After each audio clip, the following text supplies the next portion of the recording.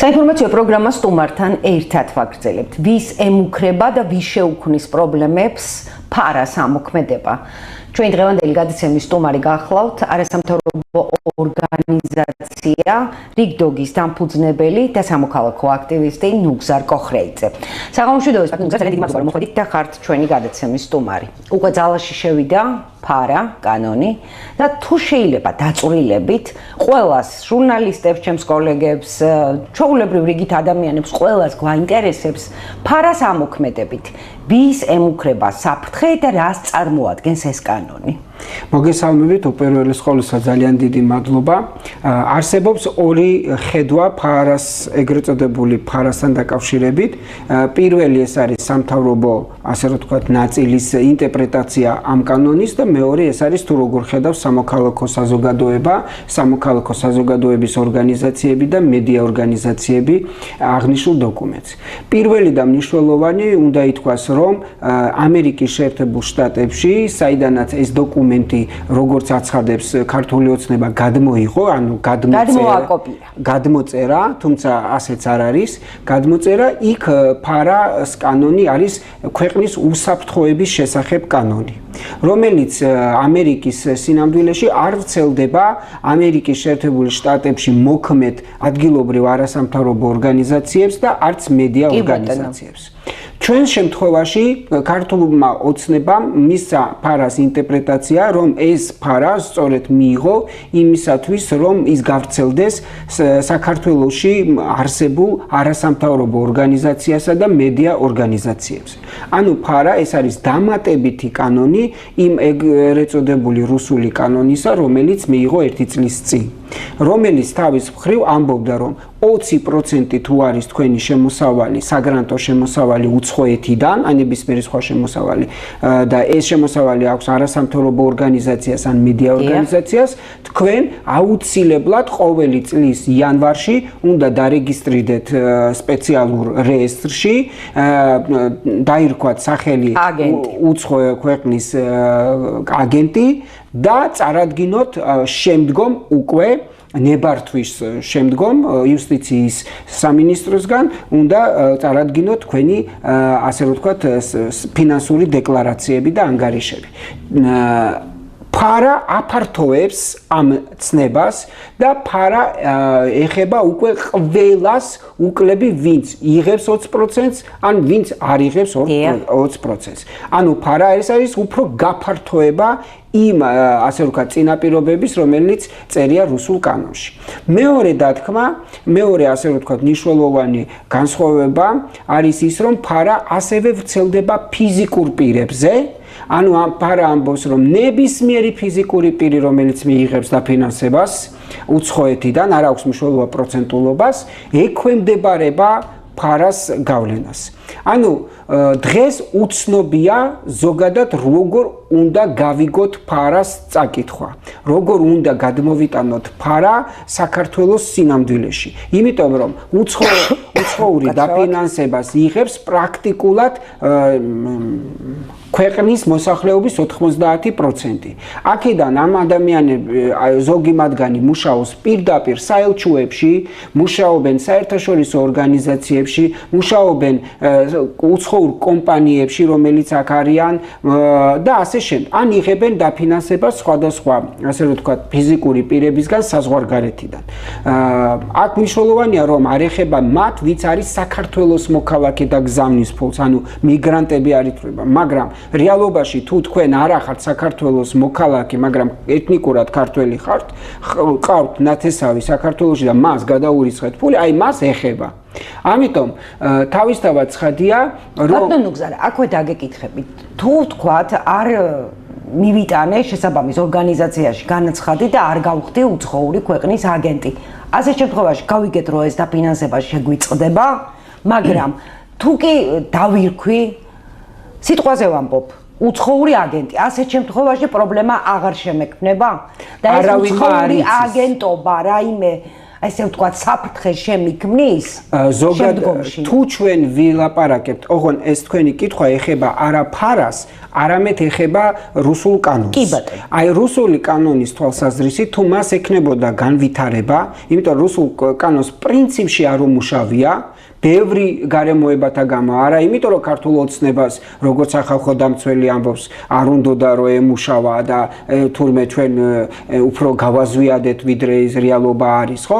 არამედ იმიტომ რომ პირველი რომ არჩევნები მოდიოდა, მეორე რომ ასე ვთქვათ სარჩელი შევიდა საკონსტიტუციაში, შემდეგ სტრასბურგმა მიიღო ეს სარჩელი და ახლა არის განხილვის პროცესში. ანუ იმ რუსულ კანონს ერთს არ დაემორჩილა სამოქალაქო საზოგადოების დიდი ნაწილი ორგანიზაციებისა და მან ვერ იმუშავა. ანუ ვიზედაც იყო ეს კანონი გათვლილი, ისინი არ აყვენ აი ამ ასე რომ ვთქვათ ხელისუფლების ამ ასე რომ ვთქვათ მოქმედებებს. და სწორედ ამიტომ ვერ იმოქმედა ბოლომდე იმ კანონმა. ანუ ყოველ შემთხვევაში რაც ჰქონდათ ჩადებული, იმ მიზანს ვერ მიაღწია.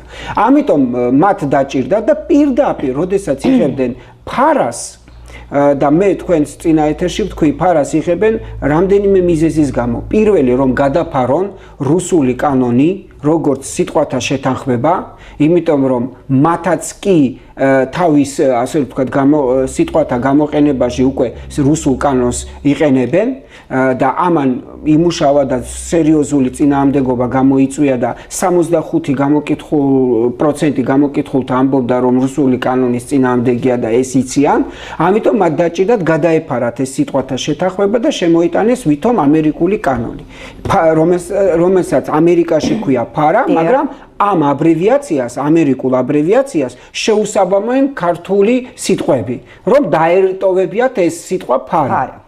მეორე მნიშვნელოვანი ამბავი არის ის, რომ რადგან რუსულმა კანონმა ეფექტურად ვერ იმუშავა, მათ ჭირდებოდათ უფრო ასე ვთქვათ ყოვლის მომცველი ინსტრუმენტი, რომ ისინი ვინც ვერ გამოიჭირეს, ის ორგანიზაციები, რომლებიც ვერ მოიგდნენ ხელში და ვერ დააპატიმრეს, ვერ დაიჭირეს და ასე ვერ განახორციელეს ეფექტური რეპრესიები, ამ კანონით მაინც შეეძლონ ასე რომ ვთქვათ ჩაიგდონ ხელში.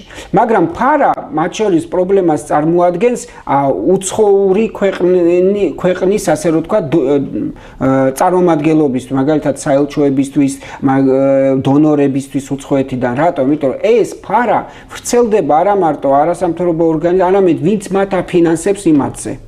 და იმიტომ რომ ისინი უნდა დარეგისტრირდნენ როგორც უცხო პრინციპალები. ანუ ეს უცხო პრინციპალი ეს არის ის ორგანიზაცია ან ფონდი, რომელიც აძლევს საქართველოში ვინმეს ან აფინანსებს ვინმეს საქართველოში. და მან უნდა დაირქვას, რომ ის არის უცხო ბატონო ზარა, ამ კანონის მიღების შემდეგ რამდენად დიდი იქნება, ვთქვათ, თანამშრომლობის სურვილი იმ უცხოური ორგანიზაციებისა და ისინი ხომ არ შეწყვეტენ საბოლოო ჯამში საერთოდ თანხების გადმოგზავნას. თქვენი პირველი კითხვა ეხებოდა რუსულ კანონს, აი თქვენი თქოს რო დავრეგისტრირდა და დარეგისტრირდა 400-მდე ორგანიზაცია, ასე ვთქვათ ამ რეესტრში და დაირქვა ეს, რომ ვარ უცხო ქვეყნის აგენტი. კი ბატონო, ეს მაგრამ მათზე ჯერ არაფერი არ მოხდარა. არ ვიცი როგორი არის ტენდენცია, იმიტომ რომ ახლა უკვე მეორე რეგისტრაცია მოუწია იანვარში და რამდენი არის დარეგისტრირებული იანვარში ჯერ ციფრები არ ვიცით.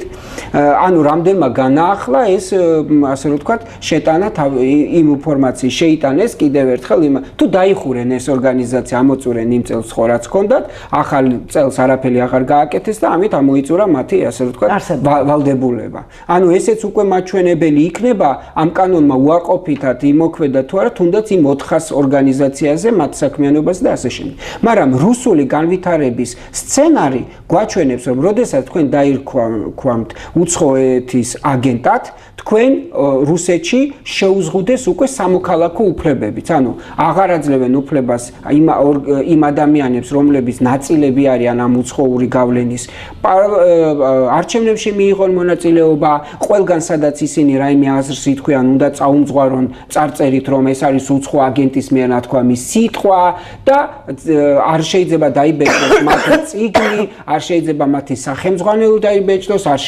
შეეზღუდათ რომ მივიდნენ ასე ვთქვათ ოფიციალურ დაწესებულებებში, სკოლაში, უნივერსიტეტში ან სხვაგან და იქ რაიმე ლექციები ჩაიტარონ, ანუ მთელი სამოქალაქო უფლებები შეეზღუდათ აი ამ ეგრეთ წოდებულ იმ ადამიანებს, რომლებიც ნებაყოფლობით ჩაყვენ ამ კანონს და ასე ვთქვათ თავის თავს მიაწერეს, რომ არიან აგენტები. ჩვენ ჯერ ამ ეტაპზე არ მივსულვართ. იმიტომ რომ ამგერმა უდნავ სხვა რაღაც პროცესები წამოიწყო. ახლა ფარასთან მიმართებით თქვენ აბსოლუტურად სწორი თქვით, რომ ფარას აქვს უკვე გავლენა, რამდენად დონორები დაინტერესდებიან ეს პროცედურა გაიარო. რამდენად დონორები დაინტერესდებიან იმით, რომ მათ ერქვათ რაღაცა პრინციპალი, ეს უთანხმონ და კიდევ აქ შემოდის მესამე კანონი, ეს არის ცვლილებები გრანტების შესახებ კანონში, რომელშიც და წერია, რომ ესე იგი თუ თქვენ რაიმე ფულს გასცემთ არასამთავრობო ორგანიზაციაზე, იქნებით ფიზიკური პირი თუ ორგანიზაცია, თქვენ აუცილებლად ნებართვა უნდა ითხოვოთ ანტიკორუფციული სამსახურისგან და მაგრამ არავინ არ ვიცით ეს პროცედურები, ახლა კი დაიდო რაღაც გარკვეული ინსტრუქციები, მაგრამ ნებისმიერ შემთხვევაში ეს პროცედურებიც არის ძალიან გაურკვეველი, ძალიან ბევრ კითხვებს წარმოშვებს და ბუნდოვანი. მაგალითად, ახლა ასეთი ამბავი მოხდა. ანტიკორუფციულმა, როდესაც ზალაში შევიდა ფარა, დაუგზავნა საელჩოებს, საერთაშორისო ორგანიზაციებს წერილი და მოითხოვა მათი ქართველი თანამშრომლების სიები. როდესაც ატყდა ერთი ამბავი, იმიტომ რომ ეს არის საერთაშორისო დიპლომატიური, ასე ვთქვათ, ხელშეკრულებების და წესების დარღვევა, როდესაც ატყდა ერთი ამბავი, საგარეო საქმეთა სამინისტრომ მიწერა საელჩოებს, საერთაშორისო ორგანიზაციების დიპლომატიურ მისიებს, რომ მასთან შეუთანხმებლად ანტიკორუფციულმა გააგზავნა ეს წერილი და ასე ვთქვათ, ესა სირცხვილი, როდესაც ასე ხდება. მაგრამ რატო ხდება ეს სირცხვილი? იმიტომ რომ ფარა არის უცხო სამართლებრივი სივრციდან გადმოტანილი კანონი. კარგად რომ გავიგოთ, ამერიკის შეერთებული შტატებში სამართლებრივი სისტემა განსხვავდება ჩვენთან არსებული სამართლებრივი სისტემისგან, ხო? იქ არის პრეცედენტული სამართალი. ანუ იქ კანონები არის პრინციპების დონეზე დაწერილი, ხოლო მას ასე რომ შინაარს აძლევს სასამართლო, რომელიც არის პრეცედენტული. ვინაიდან ამათმა გადმოიტანეს აბსოლუტურად უცხო სხეული სამართლებრივი სტრუქტურისგან, ჩვენთვის უცხო სამართლებრივი კულტურისგან, ქართულ სამართლებრივ კულტურაში, რომელიც გერმანული ასე ვთქვათ საფუძველი უდევს, ხო? სადაც ჩვენი კანონები არის პროცედურულად გაწერილი. იქ სასამართლო კი არ ადგენს რა მიიღოს, რა არ მიიღოს და ინტერპრეტაცია მოახდინოს, არამედ როგორაც წერია კანონში, ისე უნდა იმოქმედოს და ნაკლები არის ინტერპრეტაციების საშუალება, ხო? იმიტომ რომ ჩვენი სასამართლო სისტემა არ არის პრეცედენტული. რას ნიშნავს პრეცედენტულობა? როდესაც ერთი სასამართლო რაღაცას დაადგენს, თუნდაც 100 წლის მერე, ეს პრეცედენტად შეიძლება იყოს განხილული და მიღებული უკვე მეორე სასამართლოსთვის. ჩვენთან ასეთი სისტემა არ არის. ამიტომ ამგენმა ამოიღეს ეს ფარა სრულიად უცხო სხეული, ჩადეს სრულიად განსხვავებულ სამართლებრივ სისტემაში და შესაბამისად შექმნეს ქაოსი. იმიტომ რომ არავინმა არ იცის ეს პრინციპების დონეზე როგორ განხორციელდეს, როგორ მოხდეს, ვინ ეტევა ამაში. ამიტომ ჩვენ გვაქვს პრეცედენტი აზერბაიჯანში, როდესაც აზერბაიჯანმა 2016 წელს მიიღო მსგავსი ტიპის შემზღუდავი არასამთავრობო ორგანიზაციებისა და მედიის კანონმდებლობა, 50-ზე მეტმა დონორმა უბრალოდ დატოვა აზერბაიჯანი და ჩვენ შედეგად გვაქვს, რომ პრაქტიკულად არ არსებობს სამოქალაქო საქართველოსაც. დიახ, ანუ ჩვენ უკვე ვხედავთ სტაგნაციას, პროცესს ამ სტაგნაციის სამოქალაქო საზოგადოების ორგანიზაციების, თუმცა ჩვენ ჯერ კიდევ გვაქვს საშუალებები ვიბრძოლოთ.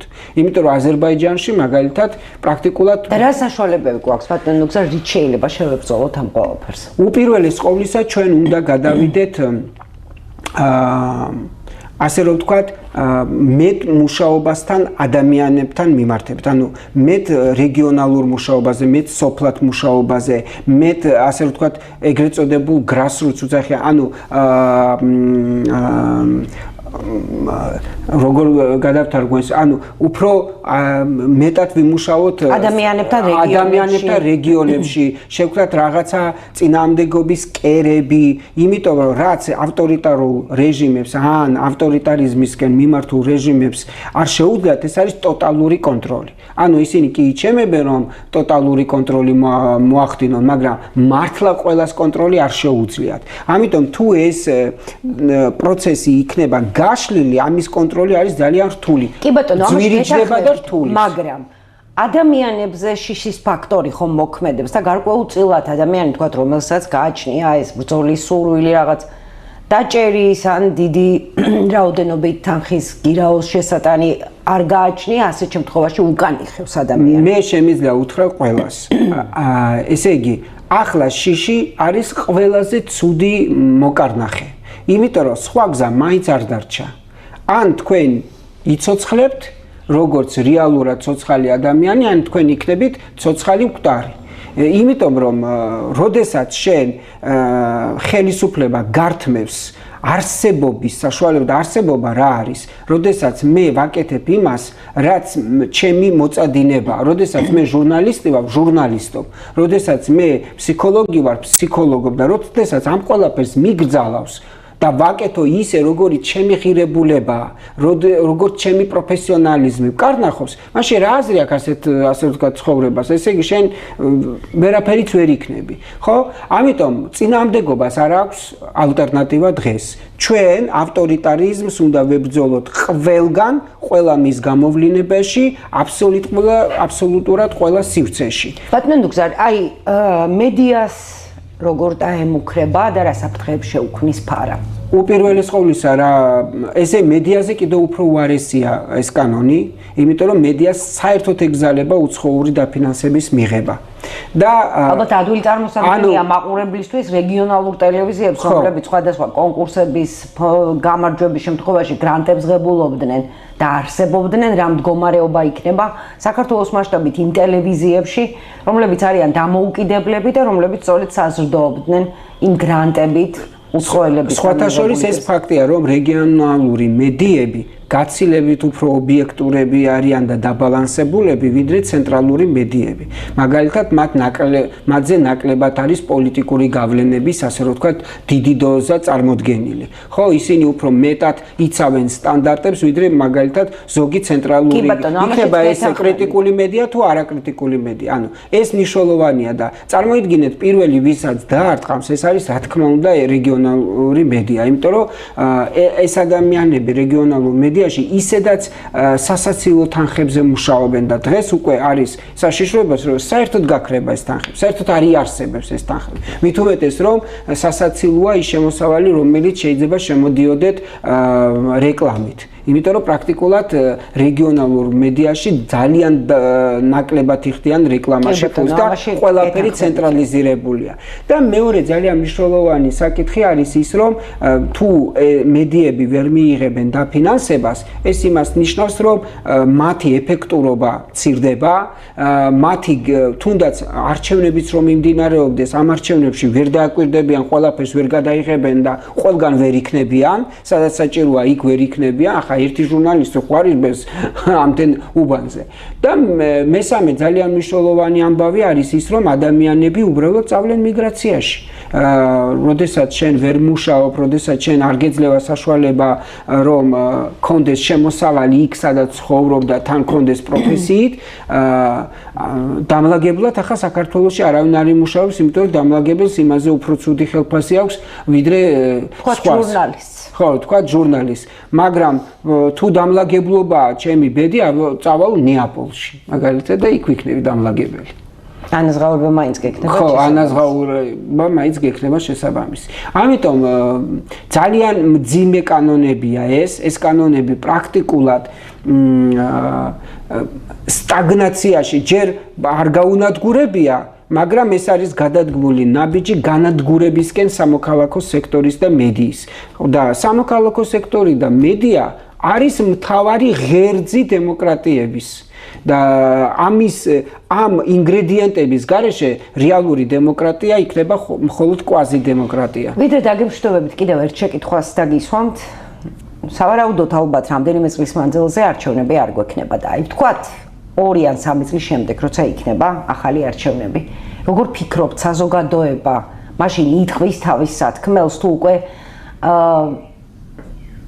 ჩამკვდარი იქნება მოდი ასე ვთქვათ ყველაზე მარტივი ფორმით ხალხში ესე ვთქვათ თავისუფლებისკენ ტოლვა მე ვფიქრობ რომ ბრძოლას აზრი ყოველთვის ექნება და ჩვენი ისტორია ამით ასავსე რომ რომელი დროც არ უნდა იყოს და რანაირი დროც არ უნდა იყოს ბრძოლას ყოველთვის ექნება აზრი ანუ შანსი იმისა რომ თუნდაც 3 ან 4 წლის შემდეგ მდგომარეობა შეიცვალოს საქართველოში არსებობს შეიძლება მთელ სოფლიოში შეიცვალოს მდგომარეობა ჩვენ ეს არ ვიცით მაგრამ მოდით ვიმსჯელოთ რაც ექვემდებარება ჩვენს კონტროლს ექვემდებარება დღევანდელი დღე აი დღევანდელ დღეს უნდა ვიბრძოლოთ და არ ვიყოთ 2-3 წლის შემდგომ პერიოდში, ასე რომ ვთქვათ, იმედად. და რატომ არის ეს მნიშვნელოვანი? ეს ჰიბრიდული ომის მნიშვნელოვანი ნაწილი, რომელიც არის კგბ-ს, ასე რომ ვთქვათ, ეგრეთ წოდებული სახელმძღვანელოებით დაწერილი, გულისხმობს თავის თავში შეკავების პროცესს. ანუ ახლა ჩვენ ვიმყოფებით კგბ-ს, ასე რომ ვთქვათ, გაიდლაინების მიხედვით შეკავების პროცესში და ნელ-ნელა გადავდივართ სრულად ჩაყლაპვის პროცესში.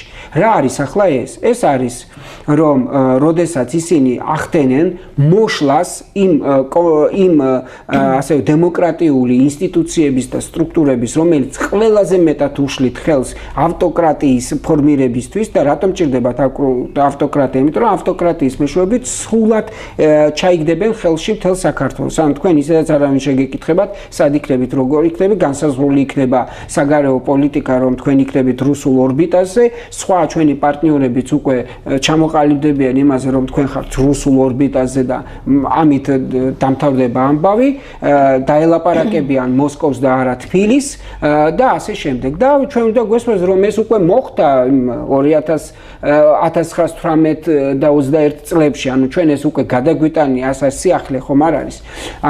მეორე ძალიან მნიშვნელოვანი საკითხი არის, რომ ჩვენ ყველა ფეხის ნაბიჯზე თუ არ გაუკეთეთ ბარიერები ამ ავტორიტარიზმის შემოbrunებას, მაგალითად არ ვებრძოლეთ დაპატიმრებას, დაჯარიმებას, არ მოვითხოვეთ ახალი საპარლამენტო არჩევნები, ეს დღის წესრიგიდან არ უნდა ჩამოვიდეს, არ მოვითხოვეთ ტყვეების განთავისუფლება, ტყვეებმა თავისი გმირობები არ გააგრძელეს. აი უფრო უარესი მდგომარეობა გვექნება 2028 წელს. აი გაცილებით უარესი, როდესაც უიმედობა იქნება და მხოლოდ რაღაცა დიდი კატაკლიზმა შეგვეშვა. მაგრამ აი თითქმის 190 დღიანმა ბრძოლამ, ყოველდღიურმა ბრძოლამ, სადაც ადამიანები არ იღლებიან, მართალია, შემცირდა ხალხი, იმიტომ რომ ყოველს არ აქვს იმხელა ჯარიმების გადახდის საშუალება, მაგრამ რა შედეგი მოიტანა? არა, შედეგი მოიტანა, მოდით, აი ესეც ისეთი ნარატია, შედეგი არ მოუტანია იმ შემთხვევაში, რაც არის ჩვენი მთავარი ორი მიზანი. და ამას უსწორებ ჩვენ თვალს. მაგრამ თუ ჩვენ დავაკვირდებით, რა სახელმძღვანელო აქვთ მათ ჩაბარებული რუსეთიდან და რას გულისხმობს ეს სახელმძღვანელო? მათი დანიშნულება არის, რომ 2 წელიწადში საქართველოს სრულად გადაიყვანონ რუსეთის ორბიტაზე. სრულად ჩამოუყალიბონ დასავლეთს და ყველა დანარჩენებს, რომ საქართველო ეს არის რუსული სივრცის ნაწილი. და ეს არის მათი მთავარი დანიშნულება, რასაც ჩვენ უნდა შევგვაგონ. რა ასე ვთქვათ, უშლის ხელს მათ ეს განახორციელონ. პირველი, რომ რუსეთი არის მტერი ერთმნიშვნელოვნად ქართველებისთვის, შეიძლება ითქვას 85%-ისთვის საქართველოს მოქალაქისთვის და ამის გადალახვა არის რთული და ამიტომაც ამგერმა გაწელვითი პროცესი დაიწყეს ამ ჰიბრიდული, ასე ვთქვათ, პროპაგანდის. ეს ამ პროპაგანდის ნაწილია, როდესაც რუსეთს და ევროკავშირს ათანაბრებენ ბრიუსელის ბიუროკრატია და რუსული საბჭოური ბიუროკრატია რატომღაც ერთი და იგივეა, რომ არსებობს რაღაცა deep state-ი, რომელიც გვებძვის ჩვენ და რუსეთი არსად არ იხსენება, თუმ deep state-ი რუსეთში არ არსებობს, თქვა დაუშვათ. ხო? აი ბევრი ასეთი ნარატივები მისათვის, რომ შეგვაგუონ, რომ რუსეთი არც თუ ისე ცუდია და მე თუ რუსეთი არც თუ ისე ცუდია, რაღაც ვებჩხუბებით ამ რუსეთს აგერ არსებობს აფხაზეთი და სამხრეთ ოსეთი, რომლის მოგვარებაში შეიძლება დაგვეხმარო. ანუ აი ასეთი ცნებები გახდნენ და აი ეს პროცენტულობა, ასე რომ ვთქვათ, წინააღმდეგობის შეასუსტო, იმიტომ როგორც კი შეასუსტებენ წინააღმდეგობის, ხო, მაშინ უფრო მეტი გზა გაიხსნებათ პრორუსულ პარტიებს, პრორუსულ ნარატივებს და სრულად რუსეთის, ასე რომ ვთქვათ, დღის წესრიგში შესვლას. ეს არის მაგრამ ახლა როგორ უშლით ამას ხელს? ჩვენ უშლით ხელს, რომ ჩავარდა რუსული კანონი 1, იგივე ბედი ეწევა ფარას, დარწმუნებული ვარ, ვერ აღწევენ წარმატებას ხალხის დაშინების, ანუ მიუხედავად იმისა, რომ მთელი კასკადი რეპრესიების გაატარეს აქციების დასაწყისში, აი ამდენი ხანი რო გრძელდება ეს პროტესტი, მათ უშლის ნერვებს. ეს პროტესტი მე მათ ასუსტებს, იწვევს შიგნით გუნდში დაპირისპირებებს, იმიტომ რომ ისედაც ერთიანი არ იყვნენ. ჩვენ ვხედავთ გარკვეულ ნიშნებს, რომ შიგნით გუნდშიც ესე იგი ძალიან რთული პროცესები მიმდინარეობს, უბრალოდ სანამ არ დაიშლება ქართული ოცნება, ვერასდროს ვერ გავიგებთ რა ხდებოდა შიგნით, ხო? მეორეს მხრივ ჩვენ ვხედავთ, რომ სანქციებს აქვს გავლენა, რომ აწრიალდა ეს ადამიანი ამ სანქციების გამო და ცდილობს რაღაცა ითამაშოს და ახალი თამაშის წესები მოიგონოს. რა თქმა უნდა, აქვს მცდელობა ზოგი ოპოზიცია მოისყიდოს, ზოგი ციხეში ჩააჯინოს. ესეც აი ამ მეტადიჩკის, რასაც უწოდებენ კგბ-ს სახელმძღვანელოს ნაწილები, ანუ ჩვენ არაფერი საქართველოში არ ხდება ისეთი უცნაური, რაც არ მოხდა ბელარუსში, უკრაინაში ქონდათ ამის მცდელობა და სხვა ქვეყნებში აი ცდილობენ ბულგარეთში გააკეთონ, რუმინეთში გააკეთონ, პოლონეთშიც კი რაღაცები იმოქმედონ და ასე შემდეგ. ანუ ჩვენ ვხედავთ აი ამ სახელმძღვანელო როგორ მუშაობს. ამიტომ ამ ხრივ ჩვენ კარგად ვართ, ანუ კარგად ვუღობავთ გზებს, რომ წინააღმდეგობას ვუწევთ, რომ ძვირი დაუჯდეთ, იმიტომ რომ რაც უფრო იწელება დრო, უფრო მეტ ფულს ხარჯავს რუსეთი ამ თავის პროგრამის აღსრულებაში. მილიარდები იხარჯება ამ ყველაფერში, ამ მოსყიდვებში, იმ ხალხის შენარჩუნებაში, რომელიც თავარი მოლაპარაკებებია, ადამიანების, რომელიც ახლა შეიძლება მანდამაიც ფული არ დაჭირდეთ, შეიძლება რაღაცით დააშინონ, შეიძლება რაღაცით მიიწეპონ, ან შეიძლება ეს ადამიანი ისედაც ასე ფიქრობს. ანუ ბევრნაირ მაქინაციებს ცდილობენ, რომ ეს პროცესები შეინარჩუნონ. და ამიტომ ამ მხრივ ჩვენ ვართ წარმატებული და რაც თავარია, პროტესტი მართავს დღის წესრიგს პოლიტიკის. აი რაც ვერ შეცვალეს, შექმნეს ეს თეატრულუკიანის კომისია, რომ უნდათ რომ აი ეს დღის წესრიგი ემართათ. მანაც ფიასკო განიცადა და სხვათა შორის არც თუ ისე ოპოზიციური ლიდერების დამოკიდებულებით მათ შორის. მე ეცადეს რომ პოლიტიკოსები ჩაეჯინათ და ახლა უწევთ ნაბიჯის უკან გადადგმა, იმიტომ რომ დღეს გადაწიეს მაგალითად გვარამიას სასამართლო, რაც იმას ნიშნავს, რომ მიხვდნენ, რომ ძალიან ბევრი მოუვიდათ და ახლა პოლიტიკოსების დაპატიმრება, ეს ნიშნავს პირდაპირ სანქციების გამკაცრებას, იმიტომ რომ ამაზე ექნება დასავლეთის რეაქცია. მესამე ძალიან მნიშვნელოვანი ნაწილია ის, რომ არ გამოდით ბოლომდე ჩამოაყალიბონ მწყობრი ნარატივი. აი ესენიც აი ხედავენ გრძნობენ, რომ ხალხი რაღაცას უჭერს ხარს, რაღაცას არ უჭერს ხარს. მაგალითად, ჩვენ ხედავთ, რომ ხალხს არ მოწონს, რომ ამგენმა ციხეში ჩააჯინეს ახალგაზრდა ადამიანები. მათ შორის სტუდენტები, მათ შორის ასე ვთქვათ, თინეიჯერები. ძალიან გულშემატკივრობენ იმ ხალხს, რომლებიც დღეს არიან ტყვეები. ისინი ხედავენ, რომ ამ ბავშვების მშობლები 24 საათი დგანან ქუჩაში და იხვეწებიან, მოგვაქციეთ ყურადღება და ვიღაცა იმ ძალიან სასაცილო ჩანს, მაგალითად მზია ამაღლობელის წინააღმდეგ წამოწყებული ეს სილის გაწნის ამბავი. ანუ ეს ქართული ვაშკაცურ ნაწილშიდაც არა ვაშკაცურად გამოიყურება. ხომ ხვდებით? ამიტომ ამ როდესაც ესენი ხედავენ ამ ნარატივებს, ეს ნარატივები მათ ასუსტებს. და პლუს ამას, რა თქმა უნდა, სანქციები თავის საქმეს აკეთებს და მათ ასევე ძალიან ეშინიათ მეგობარი აქტის მიღებაც, რომელიც ამერიკული სანქციები მათთვის იქნება კატასტროფულად დამაზიანებელი. ძალიან დიდი მადლობა. პირადად მე და ჩემს ტელემაყურებელსაც ძალიან მოგწონს თქვენი განსხვავებული ხედვები, მოსმენა, რომელსაც ყოველთვის გულუხვად მადლობა.